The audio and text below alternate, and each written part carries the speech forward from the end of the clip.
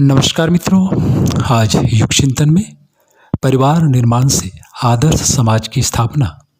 यह सभी जानते हैं कि एकाकी परिवार में जीवन और भविष्य निश्चित नहीं है तथा सुख सुविधाएं भी उतनी नहीं प्राप्त हो सकेंगी। फिर भी क्यों युवक और युवतियां जितनी जल्दी हो सके अपने माता पिता, भाई बहनों, सास ननद तथा देवर जेठों से अलग होने की इच्छा करने लगते हैं। उत्तर स्पष्ट है कि जीवन के समस्त सुख और ऐश्वर्य अकेले भोगने तथा वृद्धों के प्रति अश्रद्धा एवं उपेक्षा का भाव होने के कारण ही इस इच्छा का जन्म होता है। परंतु परिवार से अलग होते ही जो परेशानियां और कठिनाइयां भोगनी पड़ती हैं, उनकी फलस्वरूप जीवन भार लगने लगता है और पारिवारिक जीवन में कटुता के अंकुर फूटने लगते हैं। एकाकी परिवार में महिलाओं की व्यस्तता बढ़ जाती है। सम्मिलित सब स्वजनों के साथ रहने पर घर की आंतरिक व्यवस्था परिवार के सभी सदस्य मिलजुल कर लेते हैं, जबकि केवल पति पत्नी के साथ रहने पर सारी व्यवस्था का दायित्व अकेली पत्नी पर ही आ जाता है। व्यस्त जीवन में बच्चों पर समुचित ध्यान नहीं दिया जा सकता। वह प्रेम और ममत्व जो पिता व माता से मिलना चाहिए था, उसमें कमी आ जाती है। फलस्वरूप बालक का मानसिक विकास वैसा नहीं हो पाता जो सम्मिलित परिवार में संभव था। वहाँ पिता का प्यार तो मिलता ही, दादा दादी, चाचा चाची, ताऊ ताई का स्नेह और मार्गदर्शन भी उसके चतुर्मुखी विकास में सहायक सिद्ध होता। यही कारण है कि आज एकाकी परिवार के बच्चे प्रायः कुंठाग्रस्त देखे गए हैं। महिलाओं और पुरुषों में वृद्धों के प्रति अवमानना और अविश्वास का भाव तो इस कदर बढ़ रहा है कि वे अपने बच्चों के लिए नौकरों और बाहर के व्यक्तियों पर विश्वास कर लेंगे, परंतु घर के वृद्ध स्त्री पुरुषों पर नहीं। यह ध्यान रखा जाना चाहिए कि नौकर या बाहर के व्यक्ति पारिवारिक या किसी स्वार्थवश बच्चों की देखरेख और सार संभाल भले ही कर दे, परंतु उसके साथ आत्मीयता और प्यार की जो खुराक बालकों को मिलनी चाहिए, उससे उन्हें वंचित ही रह जाना पड़ता है। आज के समय में दूसरों के बच्चों को शायद ही कोई भावभरे हृदय से दुलारता हो।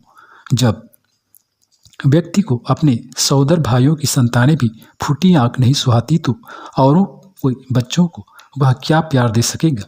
देख रेख और अन्य बातों का ध्यान जितनी कुशलता से, आत्मीयता से घर की अनुभवी वृद्ध महिलाएं कर सकती हैं, उतनी आत्मीयता अन्यत्र कहीं मिल पाना असंभव है।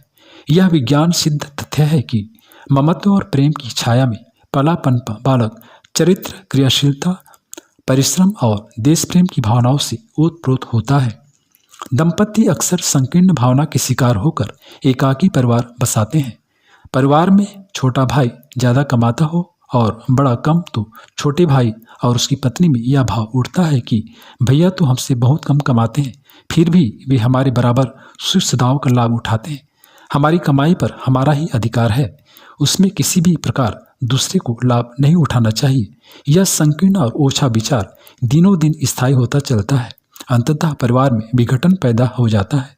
लेकिन जिस उद्देश्य से पति पत्नी अलग हुए थे, वे उद्देश्य कदाचित ही पूरे होते हैं।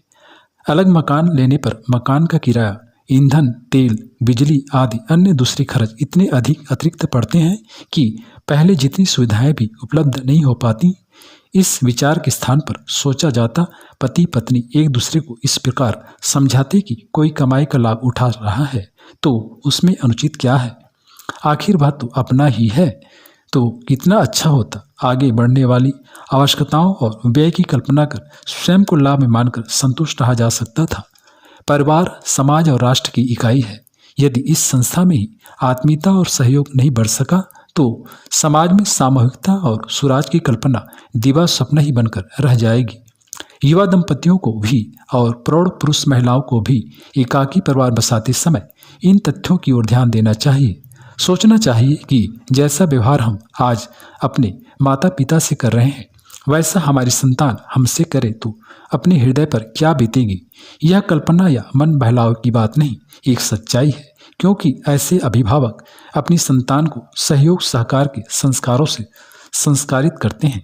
मित्रों, परिवार को टूटने से बचाया जा सके और सम्मिलित परिवार को सामूहिक और वैयक्तिक परिस्थितियों के अनुसार किसी रूप से जीवित रखा जा सके, तभी आदर्श समाज की रचना संभव होगी।